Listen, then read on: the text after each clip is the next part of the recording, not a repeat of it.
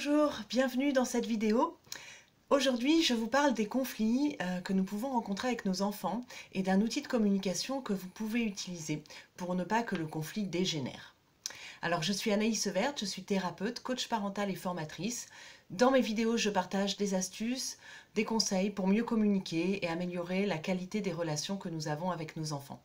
Vous pouvez vous abonner à ma chaîne, comme ça vous recevrez les prochaines vidéos. Alors voilà, vous avez peut-être remarqué que lorsque nous avons un point de vue différent avec nos enfants, souvent nous avons tendance à nous contredire les uns les autres. À dire par exemple, bah non, c'est pas comme ça, t'as tort, je suis pas d'accord avec toi. Et toutes ces petites phrases, vous voyez, elles ne font qu'envenimer les choses, elles ne font qu'alimenter le conflit. Alors je voudrais vous partager aujourd'hui une astuce, une technique de communication que on utilise dans la méthode ESPER de Jacques Salomé. La méthode ESPER, vous savez, c'est une pédagogie de la communication bienveillante à laquelle je suis formée et que je vous partage dans mon blog et dans mes vidéos. Donc cette technique, la confirmation, ça va vous permettre de mettre à distance le point de vue différent de votre enfant et de mettre à côté votre propre point de vue. Je m'explique. Par exemple, prenons une situation, votre enfant souhaite regarder la télévision. Et vous n'êtes pas d'accord parce que vous voudriez qu'il fasse d'abord ses devoirs. Donc votre enfant insiste, dit maman, je veux regarder la télé, allez s'il te plaît. Et donc rapidement, ce genre de situation peut s'envenimer. Vous pouvez dire mais non, pas question, tes devoirs d'abord. Et voilà, ça peut vraiment se tourner au vinaigre. Alors, ce que je vous propose, c'est d'utiliser donc cet outil, la confirmation. Alors, comment ça se passe? On commence par dire oui. Alors ça, c'est assez étonnant. On commence par dire oui, non pas parce qu'on est d'accord dans cette situation, par exemple, pour que notre enfant regarde la télé, mais parce que nous accueillons son point de vue. Oui, j'entends que tu as très envie de regarder la télé maintenant. Quand je fais ça, vous voyez, dans ma posture, dans ma voix, dans mon regard aussi, je suis centrée sur mon enfant. J'accueille son point de vue, même si je ne suis pas en accord avec ça, même si c'est pas pour autant que je vais lui laisser regarder la télé maintenant, j'accueille son point de vue. Ça, c'est le plus important.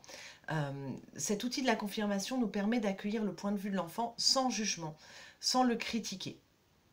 Oui, j'entends que toi, tu as vraiment envie de regarder la télévision maintenant. Deuxième étape, et moi, je préfère que tu fasses tes devoirs avant de regarder la télé. Je ne sais pas si vous entendez la différence avec le fait de dire non, hors de question, tu feras tes devoirs d'abord. Hein, ou parfois nous avons l'impression d'être énervés simplement parce que notre enfant demande quelque chose, parce que notre enfant ne fait pas ce que nous voulons qu'il fasse. Or, c'est son point de vue, c'est son ressenti, il a le droit d'avoir envie de regarder la télé. Ça ne change pas notre demande de parents, mais peut-être pouvons-nous faire un effort pour accueillir son point de vue. Oui, j'entends que toi tu as envie de regarder la télé, et moi je te demande quand même de faire tes devoirs maintenant.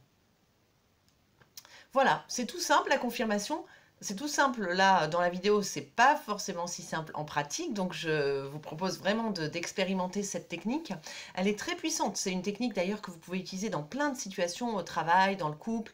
Là je vous donne des exemples par rapport à la relation parent-enfant, mais ça marche dans plein de situations. Ça veut pas dire forcément, attention, que l'autre, votre enfant en l'occurrence, va se rallier à votre point de vue.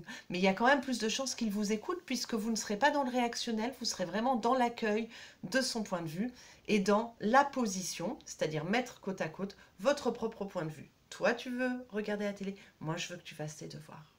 Hein, c'est-à-dire qu'on cohabite, on coexiste, les deux ont le droit de citer.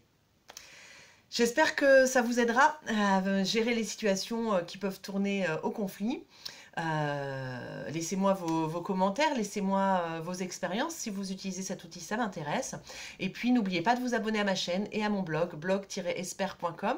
Sous la vidéo, vous avez tout un tas de liens avec des ateliers que je propose, des articles. Donc voilà, je vous invite à aller y voir.